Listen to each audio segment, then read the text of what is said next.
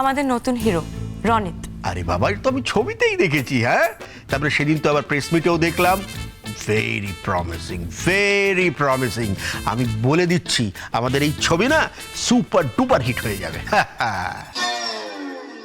তা তো বুঝলাম সুপার ডুপার, তা গল্পটা কি দাঁড়ালো সেটা বলো। আরে দাদা, গল্পের কথা কি বলবো, changing every day, it's changing. হ্যাঁ, আরে বাবা, আজকাল তো সবকিছু চেঞ্জ হয়ে যাচ্ছে, everything changing. Story, screenplay, dialogue সময়ের সঙ্গে সঙ্গে চলছে। আর আমি তো রানা জানা, আমার তো সব জানা না। আমি তো সময়ের সঙ্গে সঙ্গে নিজেকে চেঞ্জ করে যাচ্ছি, প্রতিদিন স্ক্রিপ্ট চেঞ্জ হয়ে যাচ্ছে। এখন তো যাকে বলে নায়ক নায়িকা কেউ কাউকে বিয়ে করে না। তাহলে কি হয়? আরে বাবা, তুমি তো কোনো খবরই রাখে না দেখছি ইন্ডাস্ট্রিরা।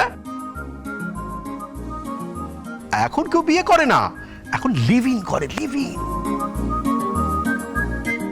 আজকালকার নায়িকারা তো ছোট ছোট জামা কাপড় পরে, ইংলিশে কথা বলে, মানে ইংরেজি আর বাংলা দুটো মিলিয়ে কথা বলে।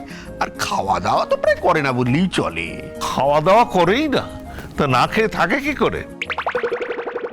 আরে মোটামুটি সেই রকমই ওরা খায়। যেরকম একটু জুস খেলো, একটু কফি খেলো, একটু স্যুপ খেলো, একটু স্টু খেলো, এর বাইরে একদম নয়। আর একে অপরকে তুই তুকারি করে কথা বলে, হাই বেবি, হানি, জানু, এইসব বলে কথাবার্তা বলে আর কি। আরো অনেক কিছু আছে, সেগুলো সব আমার গল্পে আছে।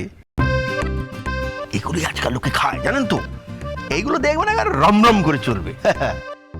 বলছি রানাদা, গল্পটা কিন্তু একদম মিষ্টি একটা প্রেমের গল্প হবে, তুমি গল্পটা চেঞ্জ করো না। শোনো রানা, একটা কথা বলি, এইসব হাবি জাবি ঢুকিয়ে তুমি গল্পটাকে আর 12টা বাজিও না। আরে বাবা, আপনারা তো গল্পটা পড়েনি, অনেক চেঞ্জ হয়েছে। লাস্ট গল্পটা কি হয়েছে একবার পড়ে দেখুন। হ্যাঁ, আজ থেকে কিন্তু আমরা জোর কদমে একদম কাজ শুরু করে দেবো। তুমি গল্পটা একটু শোনাও না। রাইট। হ্যাঁ, খাবার এসছে। রানা, তুমি খাও, খেতে খেতে গল্পটা শোনাও। একদম। যাকে বলে কিনা জানেন তো, ইঞ্জিন একেবারে ফাঁকা, কয়লা না দিলে না গাড়ি আর এগোবে না। তাই খেয়ে নেওয়াই ভালো। হ্যাঁ, খেয়ে নি।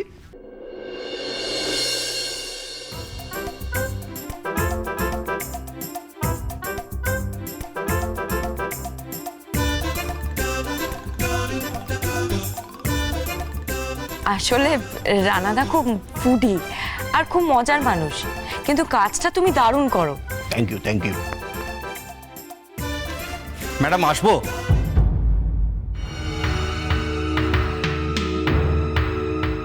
হ্যাঁ বলো, কি হয়েছে?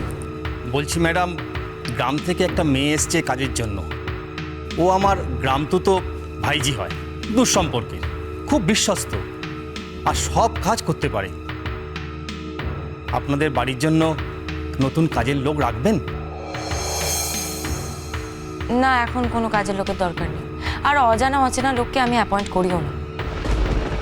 ম্যাডাম, মেয়েটা খুব দুঃখী।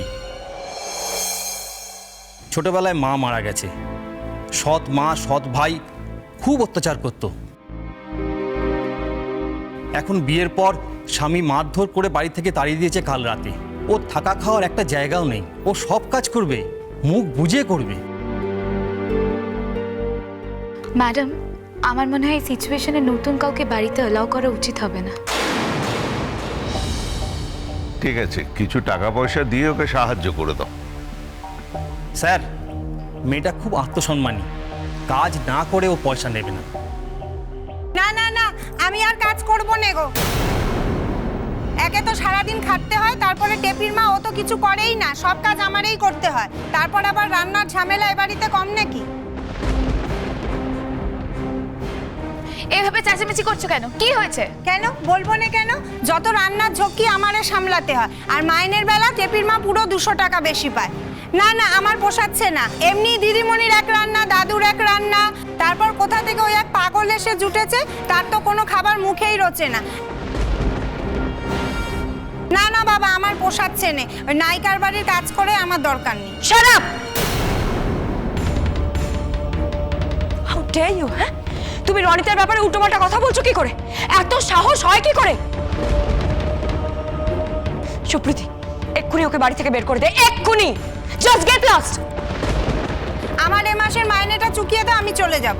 এই তোমার সব কিছু চুকিয়ে দিচ্ছি, এসো এসো, একদম চেঁচাবে না। সরি। দিদিভাই, কৃষ্ণার হাতের রান্নাটা কিন্তু খুব খারাপ ছিল না। তো এখনই তো তোকে একটা কুক খুঁজতে হবে।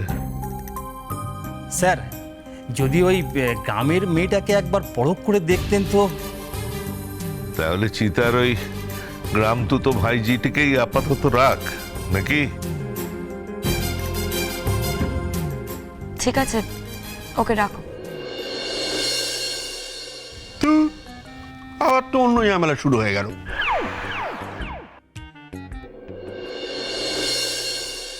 কি হলো, কিছু ব্যবস্থা হলো? হ্যাঁ হ্যাঁ হয়েছে, আপনার রান্নার কাজের ব্যবস্থা হয়েছে। অনেক অনেক বলে কয়ে ম্যানেজ করা গেছে। আর যে রান্না করতো সে আজকে ঝামেলা করে কাজ ছেড়ে দিয়েছে। ভাগ্যটা আপনার সহায় আছে। চলুন চলুন, মধুশ্রী ম্যাডাম আপনাকে ডাকছে। আপনার ঋণ আমি কিভাবে শোধ করব তাও জানি না। ঋণ শোধ করার পালা তো আমার। আপনি যে কী উপকার করেছিলেন, তবে দেখবেন আপনি যেন ধরা না পড়ে যান। না না, সেটা নিয়ে আপনি ভাববেন না, সে দায়িত্ব আমার। চলুন চলুন। আচ্ছা, আমি কি গল্পটা শুরু করি? হ্যাঁ গল্পটা শুনি। হ্যাঁ, শুরু করি তাহলে। আমরা গল্পটা ধরছি নায়ক নায়িকার কিশোর বয়স থেকে। মানে নায়ক তখন কিশোর আর নায়িকা কিশোরী। দুজনের মধ্যে একবারে গভীর গাঢ় বন্ধুত্ব, হরিহর আত্মা আর কি, বচপন কা দোস্ত যাকে বলে। একজনের মনে দুঃখ হলে অন্যজনের চোখে জল এসে যায়, একজনের আনন্দ হলে অন্যজন হেসে ওঠে। দুজনেই একই গ্রামে থাকে। দুজনের পরিবারের মধ্যেও মানে এর বাবা মার সঙ্গে ওর বাবা মার সম্পর্কেও খুব ভালো। ছেলে মেয়েগুলো দৌড়ে বেড়ায় পুকুর ধারে, আলপথে, ক্ষেত খামারে, আর দেখে কাশফুল। এই বর্ষাকালে কাশফুল কোথায় পাবে? আরে দাদা, এখন আপনি অফ সিজনে সব কিছুই পেতে পারেন। আপনি যদি চেষ্টা করেন তাহলে গরমকালে ফুলকপি পেতে পারেন, আবার শীতকালে এঁচোড়, আবার যদি মনে করেন যে গরমকালে আপনি কমলা লেবু পেতে পারেন, আবার শীতকালে আম পেতেই পারেন। আর সামান্য একটুখানি ওই কাশফুল পাবো না? নিশ্চয়ই পাবো, নিশ্চয়ই পাবো। আর যদি না পাওয়া যায়?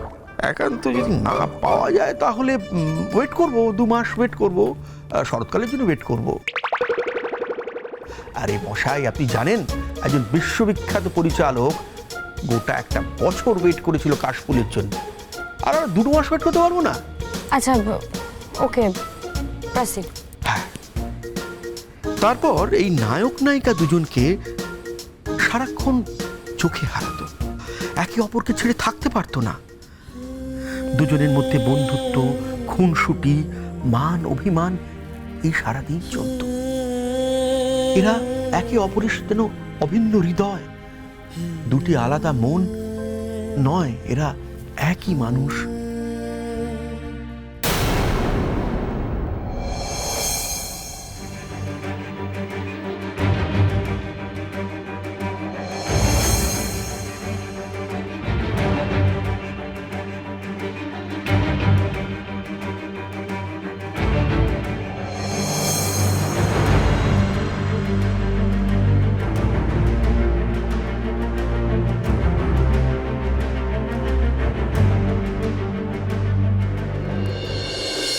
এই যে ম্যাডাম, এনেছি।